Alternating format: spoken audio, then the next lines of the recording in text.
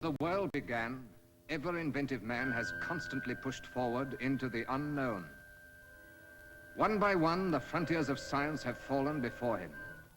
The science of speed, travel, radio.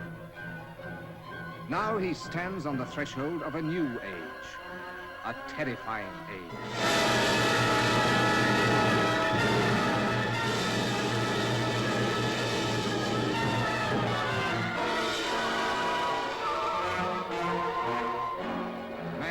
Forward into the unknown. But how does the unknown react? The unknown planet, Planet X.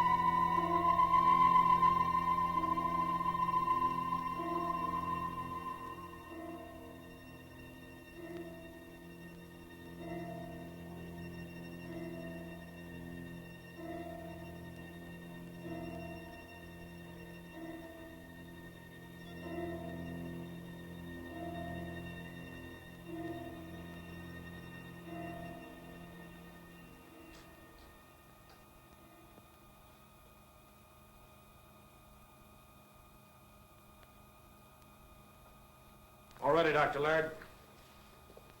Right. Circuit A. Circuit A. Circuit B. Circuit B.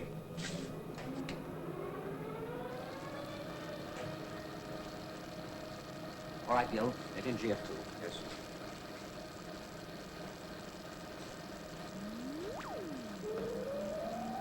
Gently. Gently. GF2 in, sir. Sayers, you fool! Get away from there! Blimey, it's going again. What a racket. What happened, love? It all went white, blinding light. That's the second time this week. It ain't right. Just because they have to muck about with the current for the sake of their blooming experiments, we have to suffer. They'll bust me too. 18 quid them new tubes cost. Who's going to pay me, I'd like to know, if my tube busts? Fred, the old clock stopped again. Good. After that, I reckon we needs just one more. All right, it's this time. Feeling all right now, love? Of course I'm all right, don't fuss me. Oh, would you like a glass of water? Water? Want something stronger than that? I'm going to finish my drink. Go on, Aunt. The things you say. You're better than any telly. Oh, you think so? Shall we go? I don't mind. Come on, then. It's a lovely night.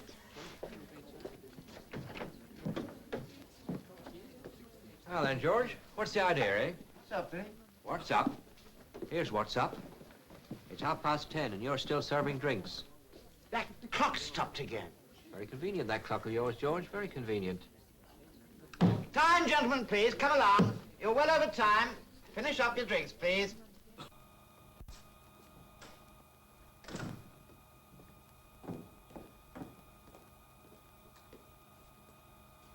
How is he, Dr. Laird? Sayers, he'll be all right. His hand is badly burnt. Means he'll be out of circulation for quite a while. Yes, the clumsy dolt. Why did he want to go near GF2? He knew it might arc. Why does it, Art? Heaven knows. It could be the timing is wrong. Sayers never did get the timing right with this Yankee computer. Oh, sorry, Bill. It's all right. We could try a slightly higher frequency, but it's more likely to be eddy currents, and that'll mean more damping. Heaven knows what that'll cost. It'd be kind of a job changing those frequencies without Sayers' help. Impossible. We'll have to wait for another operator. I'll phone Wilson in the morning. They've got to let me have somebody.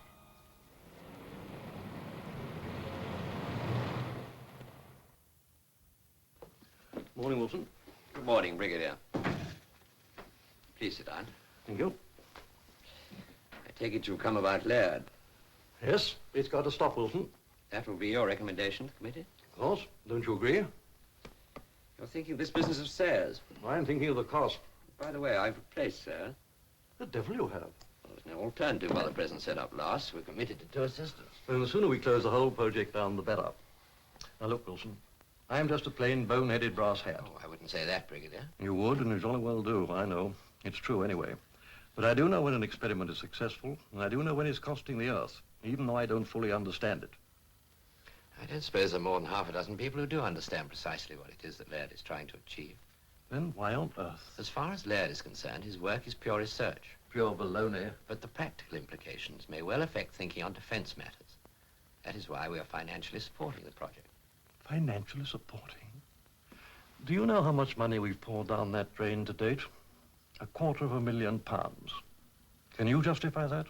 Can Laird? Justify? Has anyone ever been able to justify pure research? At the time. Without it, no radio, no television, no radar, no guided missiles. Is Laird onto something like that?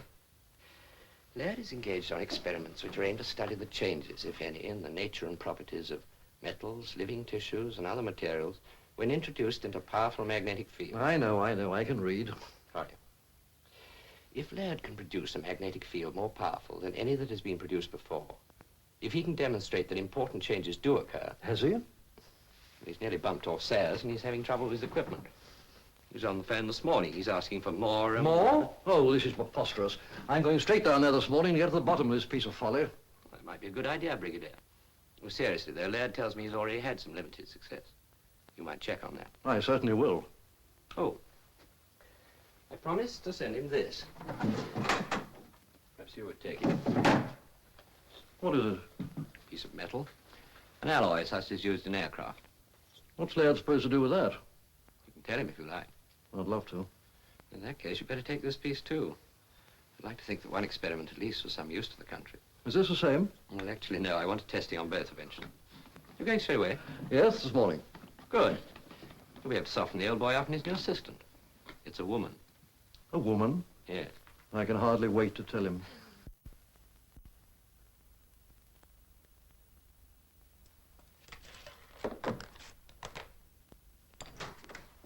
Well, here we are. Oh, Gil, this is Brigadier Cartwright from the Ministry. How do you do, sir? How do you do? This is Gil Graham, Brigadier, my chief assistant. He's from McGill in Canada. A fine university. Thank you, sir. My other assistant was injured. We're expecting another one today. Oh, Lord, I'm sorry, I've forgotten. I was to tell you your new assistant is a woman. A woman? You must be joking. Oh, he has to be joking. I'm afraid not. There's no one else available to operate this computer of yours. But a woman, this is preposterous. This is highly skilled work. She's very highly qualified, Doctor. Yeah, I know the type. Frustrated, angular spinster, very dedicated to her calling. Without a sense of humor, bossy, and infuriatingly right every time. Sorry, I know how you feel. I'm not having this. I'll go up and see Wilson. Look, Doctor, don't you think you better show me what you brought me down here to see? Maybe you won't need an assistant soon. Very well.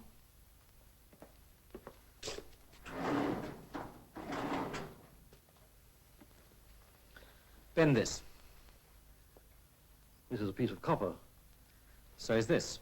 Bend it. But this is flexible like steel. Precisely. Dr. Laird, I'll take these GF2 figures to your office. This is really most remarkable. It has had its molecules realigned in there.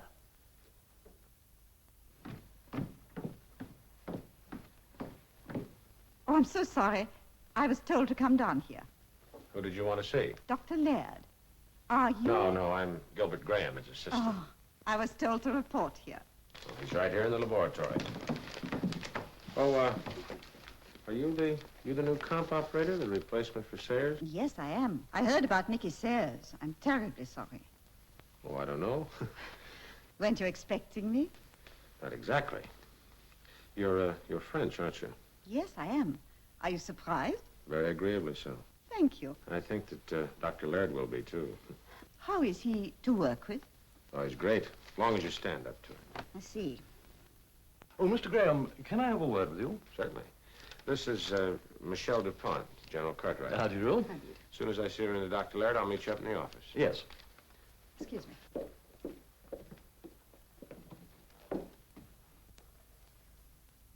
This business of altering the molecular structure of metals, has he got any defense angle? Well, if the molecular structure of the alloys used in building an aircraft were to be altered, the plane would probably crash. Remember the Comet 1? Oh, yes, of course. But research of that nature into metal fatigue and all that sort of thing, that's already been carried on elsewhere. Well, not quite, sir. How do you mean? Well, our research may lead to the discovery of means to crash an enemy's aircraft. You're not suggesting, I take it, the enemy would allow us to cook his airplane alloys in that contraption of yours? Well, I don't think that'd be necessary. Let me try to explain. Magnetism is a force, the only force other than gravity. There may be one and the same thing that operates over a distance. I see you have 9 circuits in operation here, and only 1 in reserve. Is that not rather dangerous? This infernal machine has only 10 circuits, and I need as many surges as I can get. The thing is supposed to compute and then fire the electrical impulses. I use a field of high intensity but short duration. I understand. Nevertheless, I think you should have at least 3 in reserve and 1 overriding spare. And I mean 1 not in actual use. That will give me only 6 charges, and it isn't enough. Oh, I see you do not understand this machine. Each circuit is capable of use over and over again. If it has a few microseconds to clear itself, that means you can have as many surges as you like in banks of 3. Yes. Yes, of course. But do you mean that Laird could produce a magnetic field powerful enough to reach out beyond the machine, beyond the house? Well, from what the people down in the village are saying, he's done it already, spasmodically. Is it true? Do you think so? I don't know. Sometimes I wonder. Look here, Graham, be honest about this. It's important. Are you saying all this just to try and save the project? No, I'm not. I'm not at all sure I want to save it. Not if... Not if what? Well, there are dangers, the imponderables. Look, I've got a piece of airplane alloy here. Would Laird experiment on this, do you think? Well, if our new assistant can get the computer going, we might try it tonight. Let's go and find out. I wouldn't say anything to Dr. Laird about the effects over a distance. Not yet, anyway. Come in, Mr. DuPont. Gil? Gil, you were hopelessly wrong. Miss DuPont is brilliant and not at all bossy.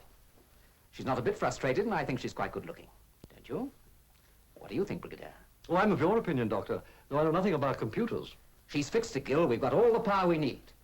For the time being. That's fine. The Brigadier would like for us to cook this tonight. And why not? You'll stay and watch us? Yes, I think I will. It should be interesting.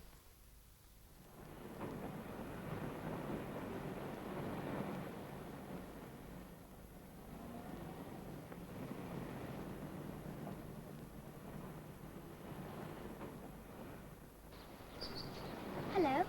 Hello. Have you got one yet? No. Jane! What do you mean, talking to that tramp? How dare you? He's nice. I met him in the wood yesterday. What? He likes insects, too. He's promised to give me a flea when he can catch one. I'll give you a flea. Come on in this minute. How many times have I told you not to speak to strange men? Tell me, what do you do for entertainment here? Entertainment? Yes. Well, we have television. Of course, we don't have much time for that sort of thing. Once in a while, I combine my pleasures and watch it down at the village pub. Oh, I adore English pubs. Do you often go? Often as I can. Like to join me sometime? I'd love to. Good. But I warn you, though, we're not very popular down there. No? Why? Well, they seem to think that some of our activities up here create some odd interferences in their TV and radio. Is it possible? Dr. Laird doesn't think so. And you? Do you think so? Could be. Is what we're doing dangerous? Not yet. But then you were thinking of Sayers. No, I was not thinking of that kind of danger. That's to be expected. Yes. You know, I've been thinking, you don't have to stay here. I mean, you'll be going back to France pretty soon. Why not I'm not scared, Mr. Graham. No, of course not. You know, we're all kind of, well, as the English say, matey around here. Makes things easier. Think you can manage to call me by my first name? Gilles, isn't it? Gil. Oh. I saw your name in the letter you brought. Micheline? Michel. Ah, that's it, Michelle, yes.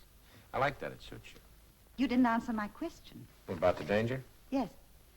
You see, I'm no expert in magnetic fields, but it just occurred to me this field Dr. Laird is using here, well, it's a very large field, isn't it? I mean, isn't it possible? Could it spread outwards? Dr. Laird doesn't seem to worry. Laird. You're always telling me what Laird thinks or doesn't think. I'm asking you. I think you're a very clever young woman. I see. And bossy? Oh, now, wait a minute. Frustrated? Look, Michelle, you're taking unfair advantage. I mean, after all, I didn't know you then. What I mean is the female scientist types that I've always known were, well, shall we say, different. I'm sure. Well, I think we'll call the others. Oh, Michelle, look, your letter of introduction, what I mean is there anything besides your name? Oh, yes. Bachelor of Science. Yeah, but, And Mademoiselle. Mademoiselle. Well, that do make it nice. That's American slang. It means that do make it nice. Oh.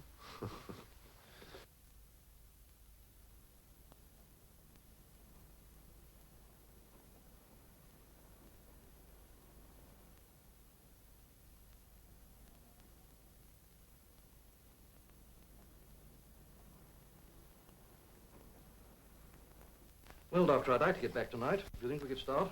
Certainly, if that remarkable young lady has finished her work. Shall we go down? Oh, by the way, have your watch? Yes. I should leave it here if I were you. Watches are delicate mechanisms. They're best not taken too near magnetic fields. All metals in the lab are either non-magnetic or have been demagnetized. I see. There's no danger, of course. All right, Gil, switch on the recorder. We record everything, Brigadier. It's useful for checking later. But surely tapes are magnetic. You're very smart, Miss Dupont, and you're quite right.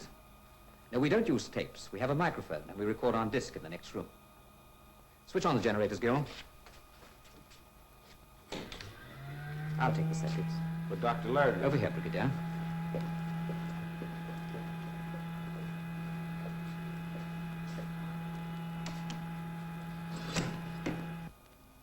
Do sit down, Brigadier. Thank you.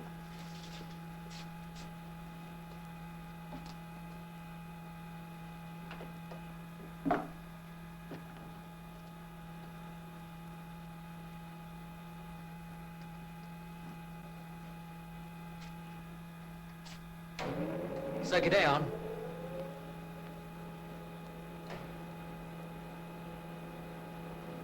Computer? Computer on. Circuit B on.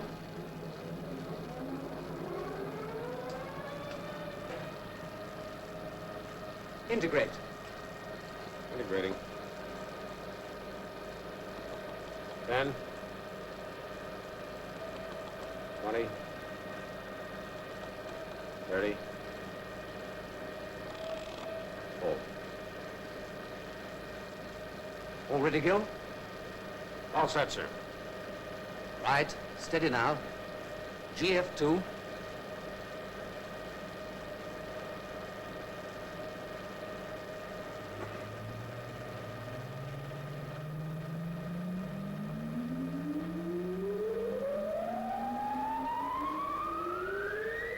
Gently. Gently. GF2 over.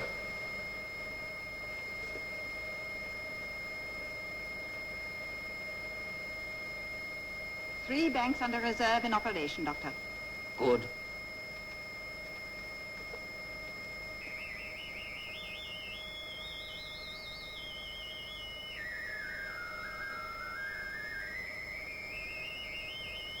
Switching off power! Look out, Michelle!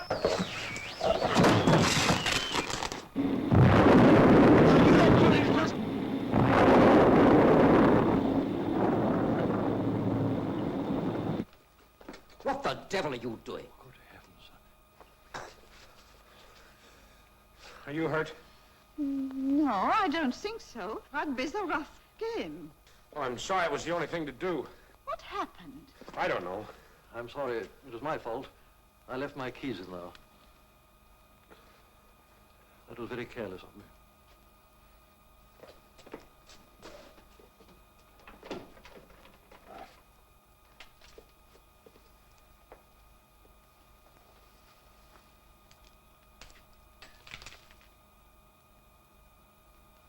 You seem to have been successful, Doctor.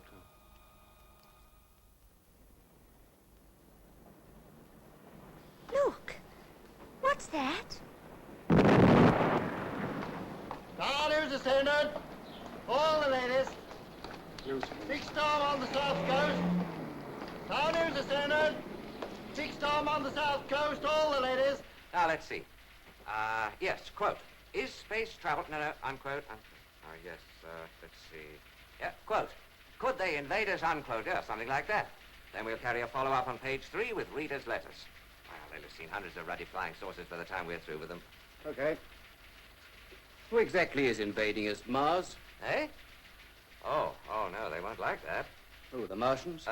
Idiot, no, look, make it, yes, that's it. Planet X. The invasion from Planet X.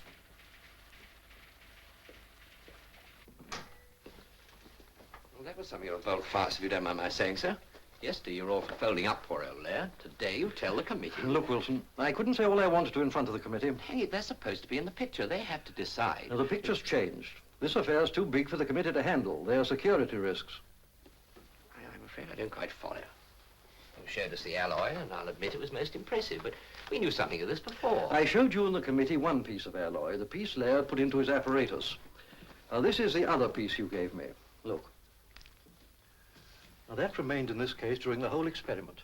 It, and the case, and the hook it is hanging from, ended up by flying right across the laboratory and almost injuring the new assistant.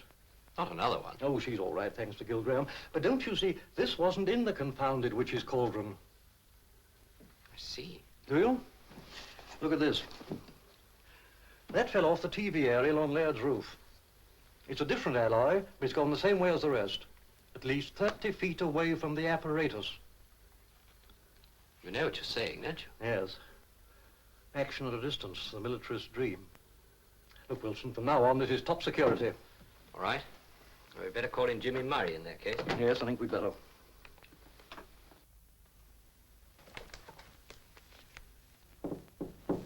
Come in. Hiya, how you feeling? Broken neck would feel worse, I guess. Do you always take your female assistants to a low-flying tackle like that? Depends on my mood. When I'm away from an intense magnetic field, my technique's a little different. I should hope not. You didn't come here to demonstrate, did you? It might be kind of interesting. Help yourself. Thanks. No, as a matter of fact, Michelle, I have something else on my mind. Can't say I'm sorry. What's the trouble? Before I grabbed you last night, I switched off the power from the generators. Yes? That should have shut the whole machine off at once. Well, it did surely. Laird was pretty furious. Think back for a minute, Michelle. Must I? Please.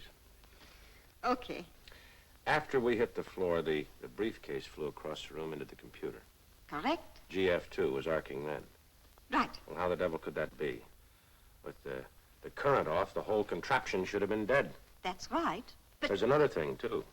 of course, that screaming noise. Yeah, well, then I'm not crazy. You do remember. Yes. The circuits continued to operate after I'd switched off the power.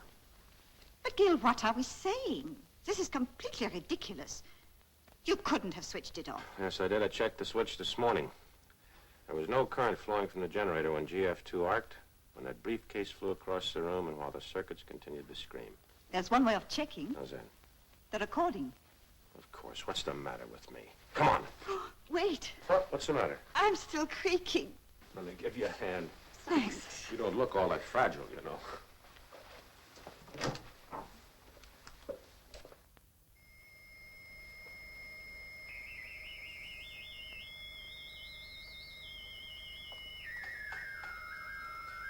This is the bit. Listen. Switching off power. Look out, Michelle! Well? Gil, what does it mean? I don't know. That apparatus was receiving power from someplace, somehow. The storm, maybe. No, that's absurd. Not very likely. Gil, I'm scared. Yeah, well, so am I, Michelle.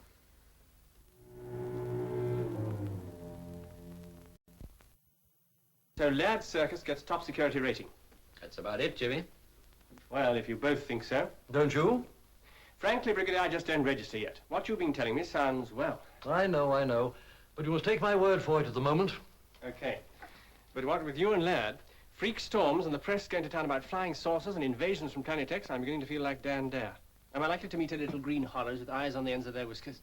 I don't think that at all likely.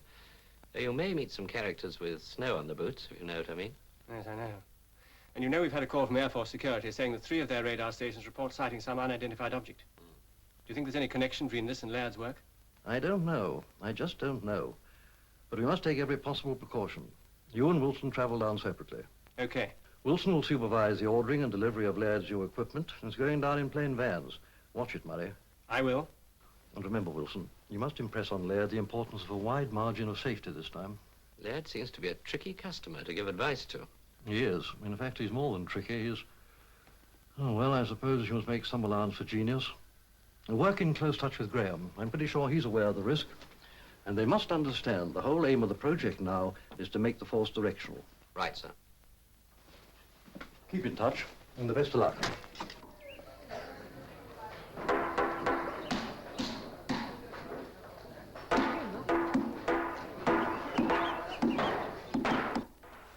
I hope that fence will work. It's costing enough. Yeah, it should. Form an anti-magnetic screen. Particularly ugly one. There ought to be a law about corrugated iron. Another lorry load of gubbins arriving. You know, this is getting a bit ridiculous. Besides, creating a condenser to make it look like a sideboard is darned expensive. I better go down and check it in. Right. Oh, Gerald, when you're finished, I'd like to have a private word with you. Okay, I'll be back. Right.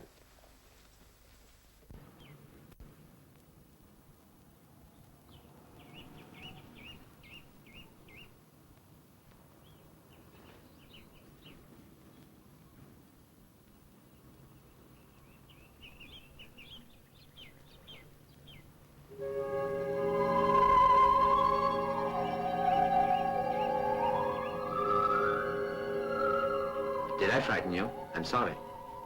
I'm not frightened. I was just going home anyway. I don't know you. What's your name? Smith. Smith? We've got a teacher at school called Smith. Are you her husband? No. Good. I hate her. She threw my bugs away. Bugs? She called them insects, of course. She's very stupid. And weren't they insects? Some were. You see, all insects are bugs, but all bugs are not insects. And is that what you were doing just now? Collecting bugs? What were you doing? Oh, nothing. At least, I was just trying to find my way. My goodness. Are you lost? Yes. Fancy getting lost in Brierley Woods? Is this Brierley Woods? Of course it is. Everyone knows that. Are you a foreigner? You look like one. You've got funny whiskers. Yes, I suppose I am. At least I came here from a long way off. What's so funny about my whiskers anyway? I haven't seen anyone else with funny whiskers like that. Well, perhaps I'd better shave them off then. I don't want to look funny or different from anybody else. How did you get here? If I told you, you wouldn't believe me. I would, you know. Even if I said I came on the back of a giant dragonfly? Oh, no. There aren't any giant dragonflies. There are where I come from. There aren't any giant dragonflies anywhere. What about on the moon, then? Oh, well, if you come from the moon, that's different. Where are you staying? I don't know. As a matter of fact, I'm looking for somewhere to stay. I expect we could have put you up at our house. Only there's a new lodger coming today. I don't think I shall like her. Her name's Forsyth, and she's going to be the new teacher at our school. Is there anywhere else round here I may be able to stay?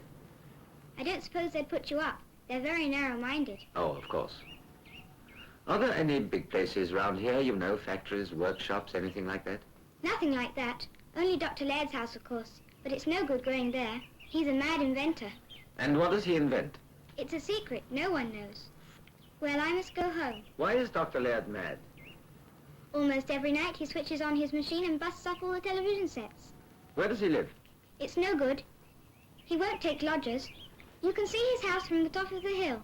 Goodbye. Goodbye.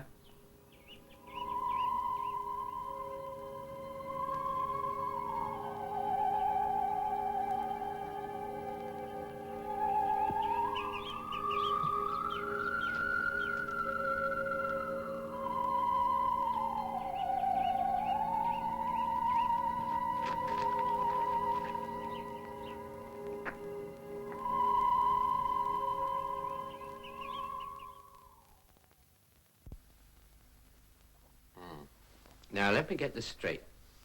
What you're trying to tell me, as I see it, is that this fearsome contraption of yours went on working after you'd cut off the current. Is that it? That's it. I speak from unfathomable depths of ignorance, but is that so very remarkable? Of course it is. If I switch off, say, an electric fan, wouldn't it go on turning for a while, momentum or something?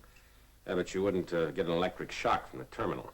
Our circuit, GF2 we call it, arced across about 5 seconds after I switched off the power. That's impossible. That's what I keep telling myself and Dr. Laird. What did he say? Same as you did. Impossible. Refuses to listen. There's more to it than that, too, Gerald. You know, I'm not the brains of this joint, but I've been figuring a few things out during the past 10 days. That apparatus was building up a field far in excess of anything that we could have reasonably expected from the power we were feeding into it. Personally, I think you're all getting slightly neurotic over this business. Did you say you had a recording of the session? That's right. You ought to hear it.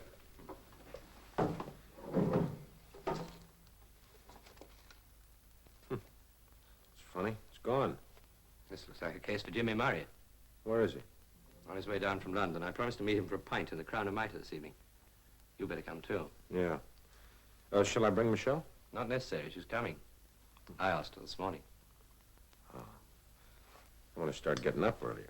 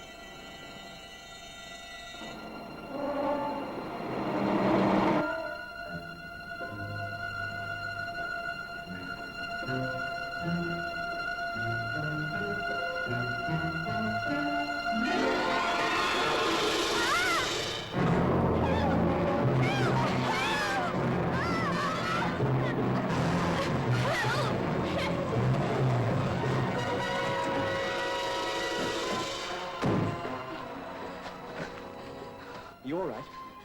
Yes, I think so. Wait a minute. Thank you. Where do you live? Well, I'm going to Brierley Bay. I'm a teacher. I started the school there on Monday. Brierley Bay. Well, after we've reported this to the police, I'll take you there.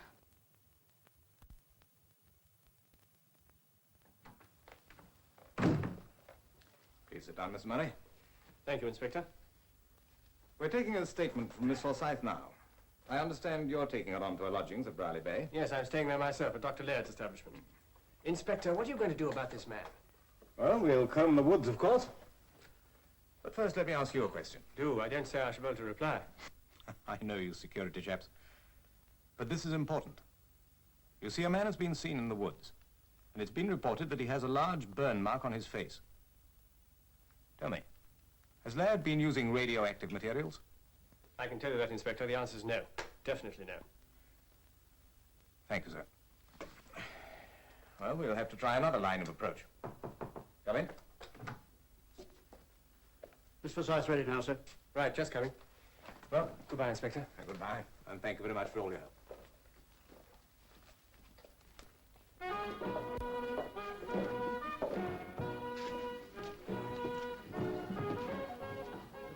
What about another drink? Not for me, thanks. Pass. Oh, do you mind if I... No. You're very quiet, Gil. What's on your mind? No, nothing. Everything. You mean you feel comme ci, comme ça? Yeah. How long you known Gerald? Why? Does it matter? Sorry. Didn't mean to interfere or intrude. I don't want to quarrel with you, Gil. Cheers. Vado Sante.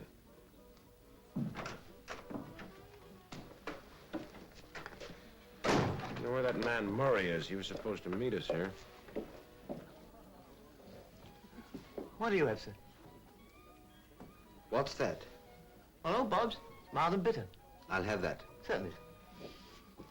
That elfin music you hear comes from a proper band. At last. Sorry I'm late. Okay. Meet Michel Dupont and Gil Graham. How do you do? Oh, yeah? What's the trouble? Things have been happening. There's a maniac at large in the woods. A what? Maniac? Oh, there you are. Nice of you to take me dancing. What are all the pretty girls going to do now they haven't got Jean Kelly to dance with? Nurse their perishing combs? I haven't been long. Oh, no. You were going to get me a drink half an hour ago. I thought you were going to have a nice cup of tea. Tea? Get me a glass of nourishing stout. All right, love. Evening out. How you doing, Mrs. Packer? How you doing, Mr. Graham? Oh, hello, Art. Where's Jillian? Isn't she here? Haven't seen her. Well, you see, I was supposed to be working late tonight, and, well, she said she'd meet me here. You are. That's women for you. Can't let them out of your sight. Never mind, Aunt. Have a drink. I expect Gillian's had to wait till her dad's got home. Mrs. Betts hasn't been too well lately. No, I think I'll stroll down the lane and see if I can meet her.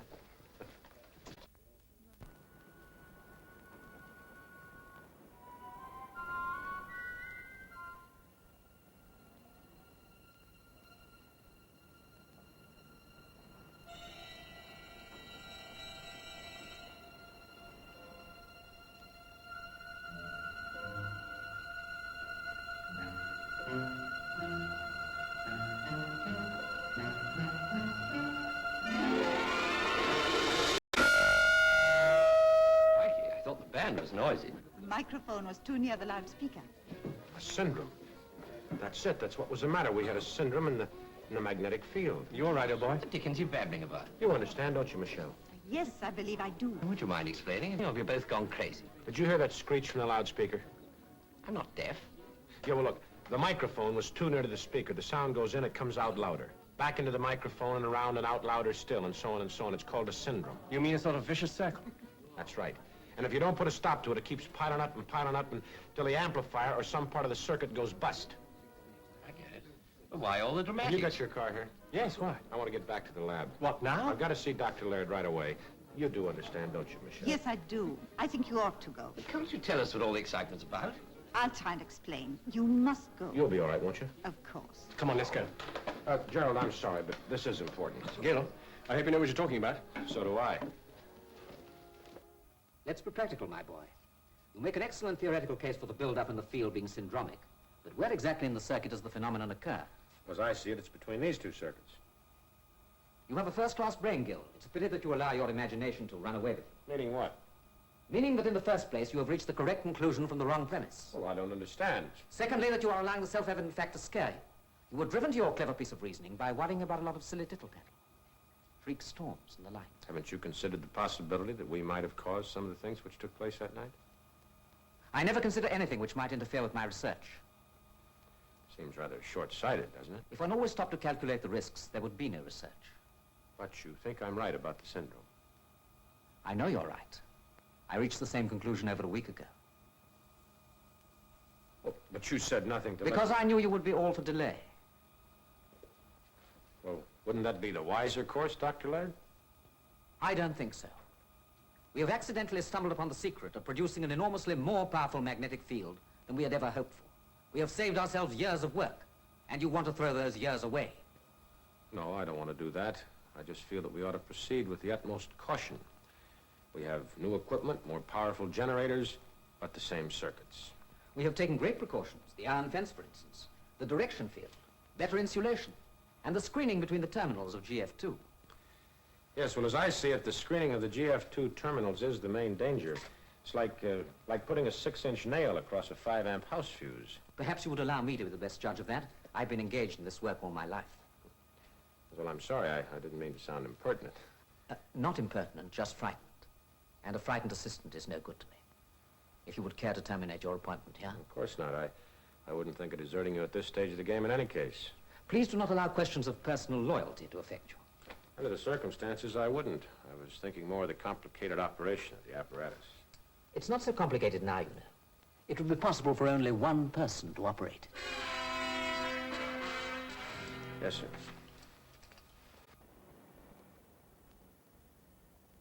Julian! Julian! Julian! Julian!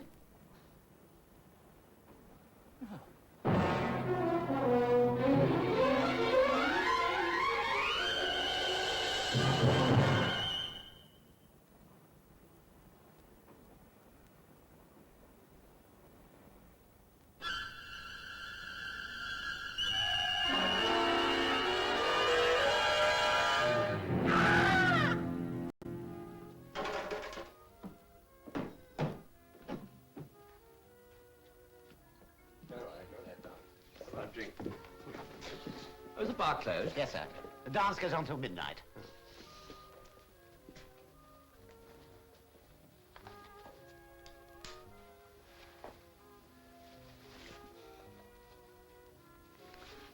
It's getting very late. Is it that I'm positively repulsive, or could there be someone else? I'm afraid there is.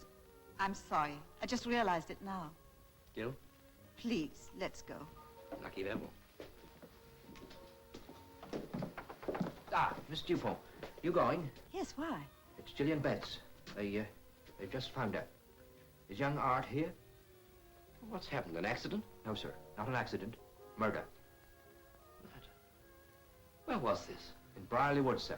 It's a maniac. Yeah, are you quite Sorry, sure sir, that... I can't say any more. No. Of course not. Darling, you all right? Yes, but can't we go? You are together, sir? Yes. And you have a car? Oh, yes. And that'll be all right. Only you see, we haven't found the fellow yet. And what about you, sir? Are you with the... No, officer. I'm alone. You're going past Brierley Woods. I don't think you ought to be by yourself, sir. Well, could I give you a lift? Thank you. Not at all. My car's outside. Good night, miss. Good night, sir. Good night. I'll warn the others upstairs. Right.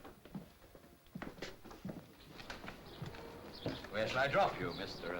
Smith? If you could drop me at the other end of the village near Dr. Laird's house. Oh, yes, we're going that way. Thank you. I'm just thinking, that young man went to meet Gillian. Don't you think we should tell the police? Yes, of course. I'll go back in and tell him. Will you forgive me if I take this opportunity of speaking to you? What is it? I overheard what Mr. Graham said tonight about syndromes. Well, You see, I understand something of your work. how much? Who are you anyway? That is not important. I must speak to you and Mr. Graham as soon as possible. It will have to be tomorrow after we've finished our work at the lab. Very well. Shall we say here at 6 o'clock? All right. Okay, I told him. Let's go.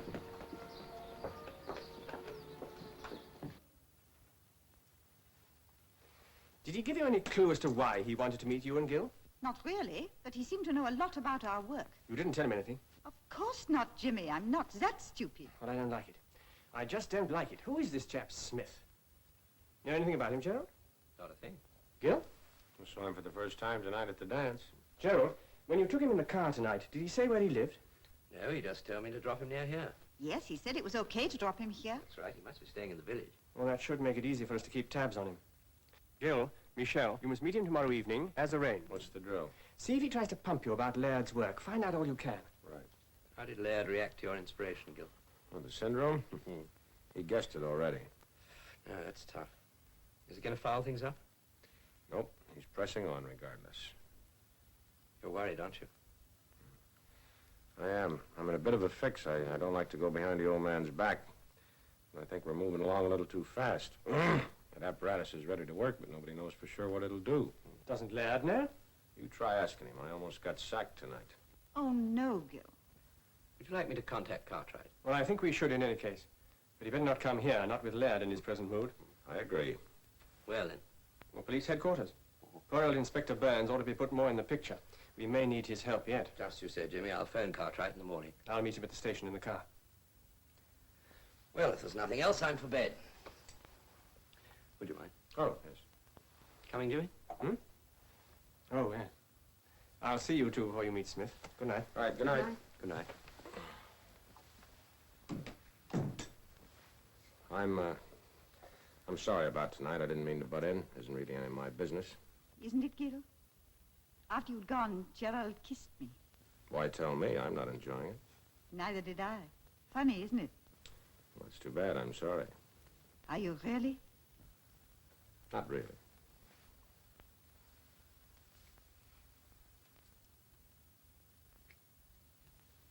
I enjoyed that. So did I.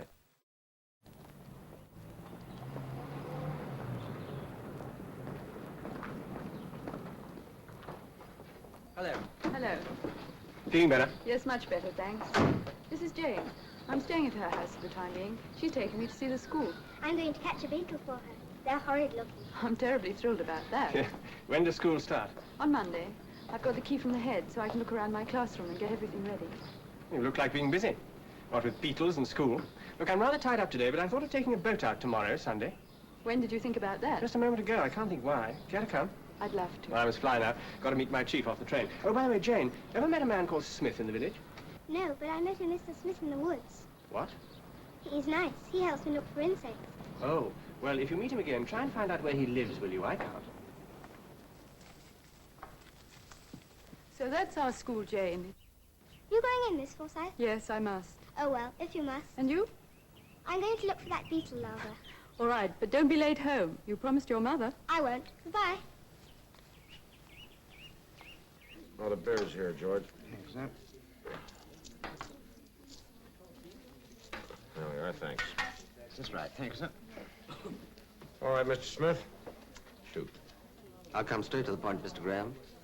I overheard your conversation last night, and that led me to suppose that you were concerned with Dr. Laird's experiments. Oh, I see. And what's your interest in those experiments? Will you accept for the moment that it is purely scientific? Go on. I take a great interest in the subject of magnetic fields, Mr. Graham. Why not? What's that got to do with Dr. Laird's experiment? Will you also accept that I am not a complete fool? All right. Thank you. Dr. Laird is no doubt a very clever man. He must be to have built an apparatus capable of recently causing such atmospheric disturbance. However, I suspect he is also a single-minded man and possibly an unimaginative one. Mr. Graham, the Earth has a magnetic field. Have you considered the dangers of upsetting that field? It has happened before in history, you know, with catastrophic results. Yes. Yes, I've considered the possibility. You seem to be a remarkably well-informed man, Mr. Smith. Please go on. There is also another danger. The danger of radioactive rays. We're not using any radioactive materials. I know that.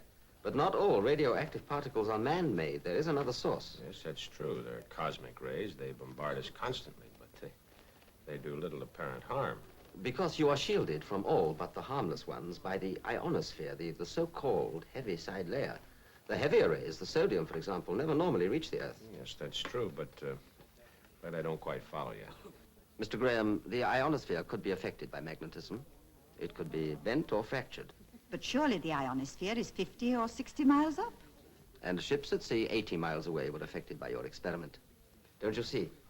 If at the points of maximum strength of your field, the heaviside layer had been temporarily fractured or pulled down close to the Earth, heavy and possibly dangerous cosmic rays could have reached the Earth's surface and may have affected many people in strange ways. How do you mean? I mean they may have been driven mad. The human beings who may have been affected by the rays will probably all die, though not before they may have killed many people. But there is something else. It would normally take many years for any change to become apparent in the human race or in animals with a long gestation period. But what of the quick breeders, the insects? Insects? Oh, mon Dieu, no. Yes. Some insects, ants, spiders, could already have mutated. In what way? That is impossible to say. They could have become a different species, they could have become smaller or much larger.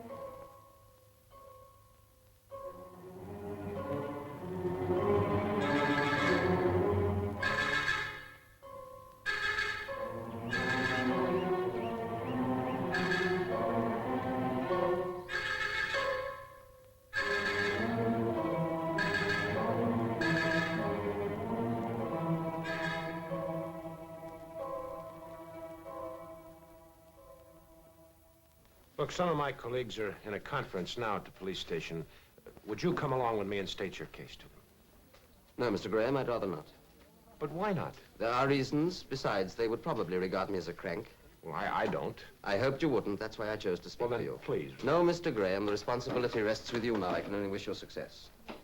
Miss Dupont.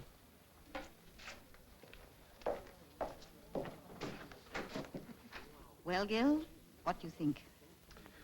I think you may be right, Michelle. Look, I want to go see Cartwright. Can you make it home all right alone? Of course. Darling, make them believe you. I know you can be very persuasive when you want. Right.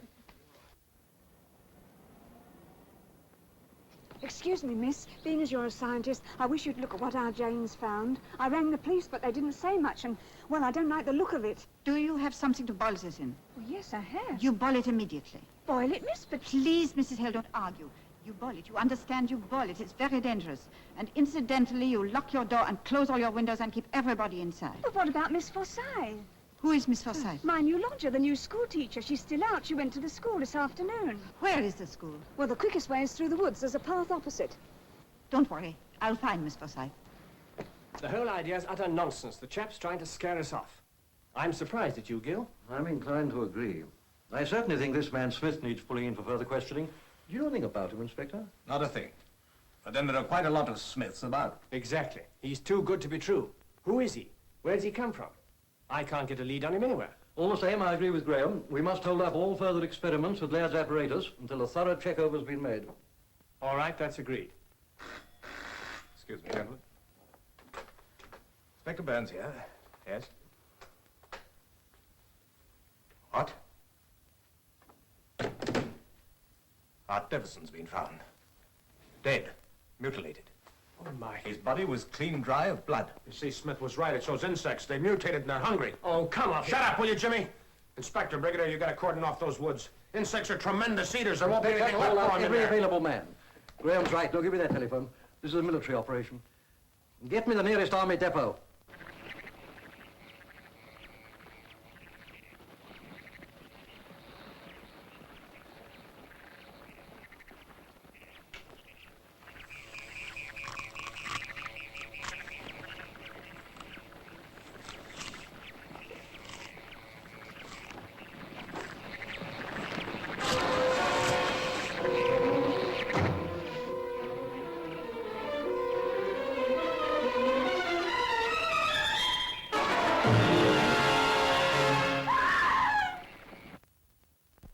Woods. That's it. Goodbye. Graham, get down to the lab at once. On no account must Laird touch that damn machine of his.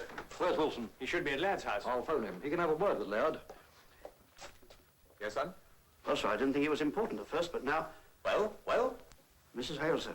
She rang up to say her daughter had found a whopping great egg. What was that? An egg, sir. Who said that? Mrs. Hale, sir, and she said that her lodger, a Miss Forsyth, was out late. Oh, no. Does she know where she went? She was at the village school, sir.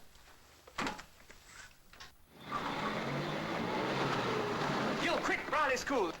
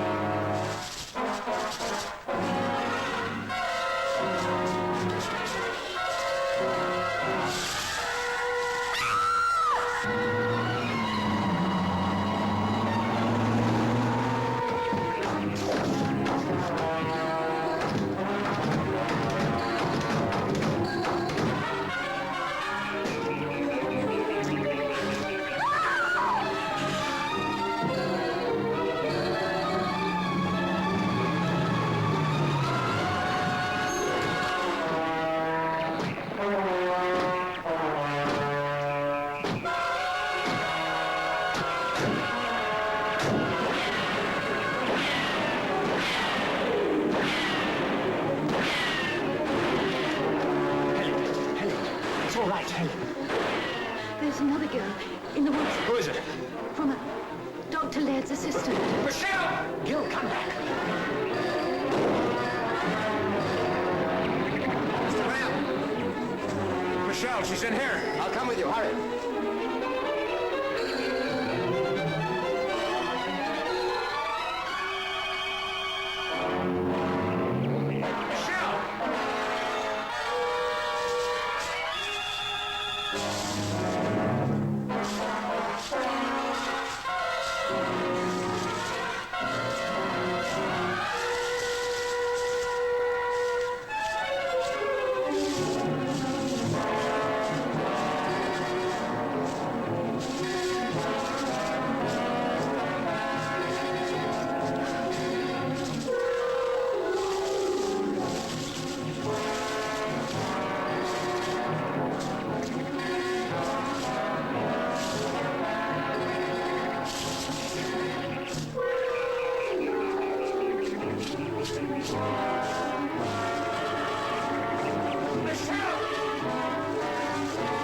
Wait! What do you mean, wait? Leave this to me.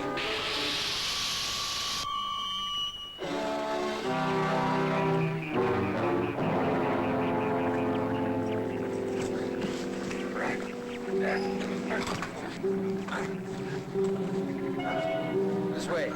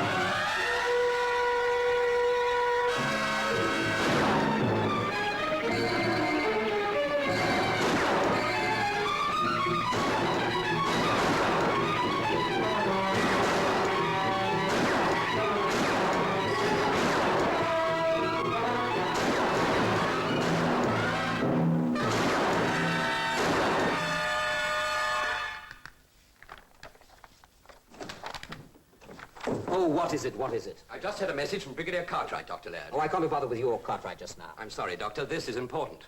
So is this. Much more important than anything Cartwright has to gossip about. And I'm nearly ready for testing. It's about that. You mustn't operate the machine. I mustn't operate my own apparatus. Did you say that... I'm afraid I did. Some entirely new factors have arisen which make it imperative that all testing should be indefinitely delayed. Indefinitely delayed. How easily Whitehall bureaucrats betray red tape fetters. Indefinitely delayed. There will be no delay, Mr. Wilson.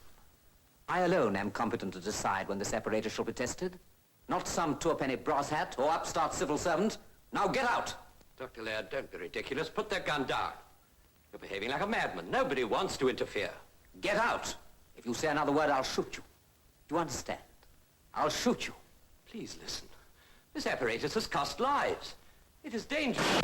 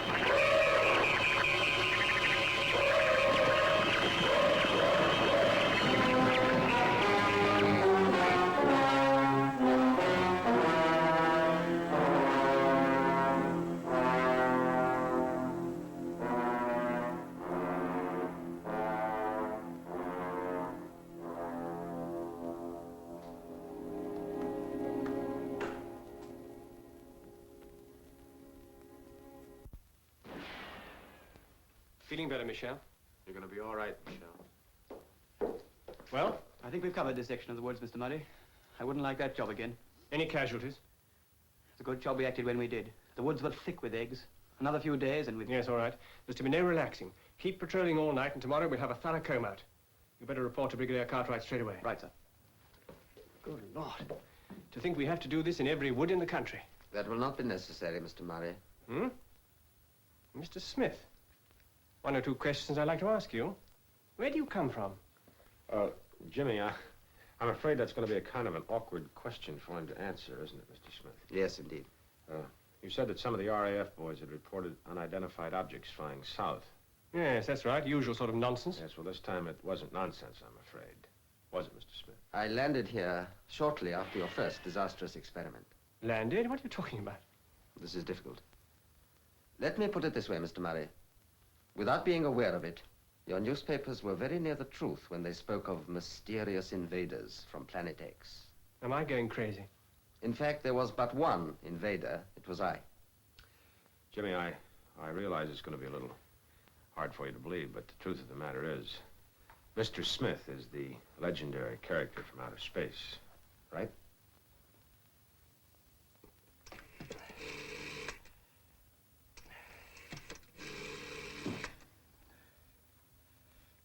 Get me Brigadier Cartwright. Hurry. Cartwright here. Cartwright? Wilson here. Listen. Laird gone mad. What's that? No. Don't talk. Listen. He shot me. Come.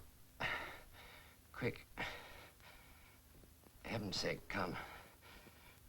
He's alone. Wilson! Wilson! Wilson! Wilson! Wilson!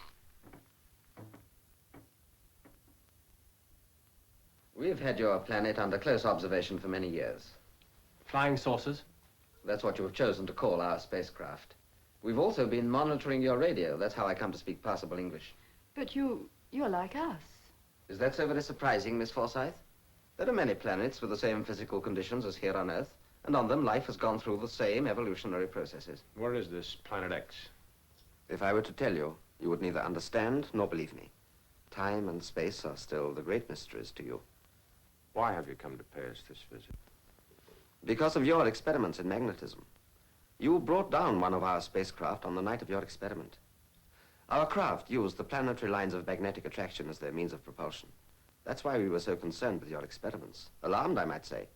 We had to act in what you would call enlightened self-interest. Is that the only reason that you came? No. We've never interfered with your development before. But this time, your entire planet was in danger. It still is if you continue with your experiments. You mean we might reverse the Earth's polarity, tilt the Earth on its axis? Yes, I do. It has happened before, but then the force was extraterrestrial.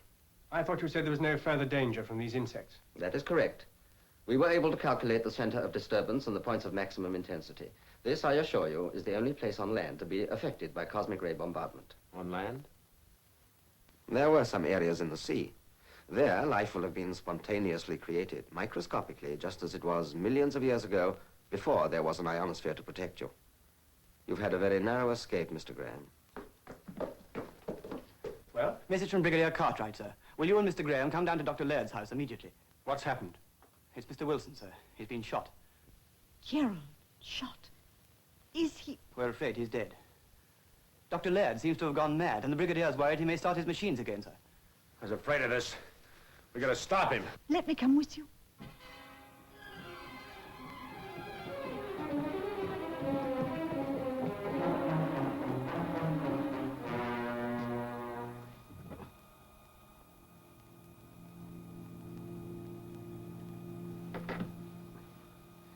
Just like I thought.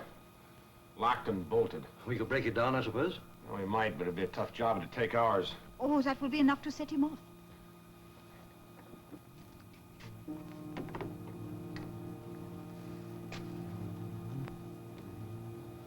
Look here, Smith. Can you help us? Do you really want me to? Of course we do. Smith, there's very little time left. If Laird switches on that infernal machine, Well, I understand you know more about these things than we do. I do, sir. We must stop him. Can you help us? Look, how about that gun thing, the one you used to kill the spider with? No. I can help you, but the decision for what I do must be yours. Go on. It is a question of one man's life, or perhaps the very existence of the Earth. That's not a difficult decision. For us, it would be. Life is more simple for you. Your press has spoken of our world as Planet X. We too have the equivalent of X in our language. Our children learn in their schools about the strange world of Planet X. You mean, Yes. Yours is the strange world, Mr. Graham. Brigadier, if I were to destroy this machine, would you promise me not to rebuild it? I give you my word. Without Laird, I don't think we could. Right, Graham? Absolutely right. Very well. I want you to take your men away from the house, well away. What are you going to do? Mr. Graham, Mr. Paul, would you come with me, please?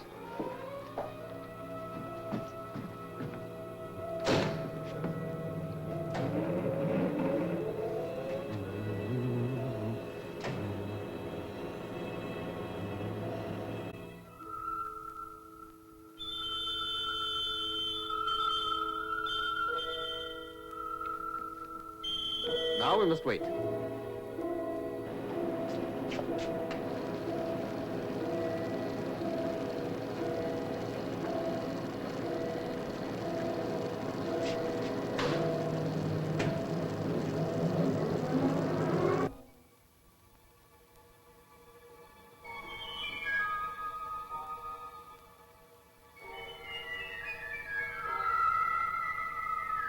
There it is.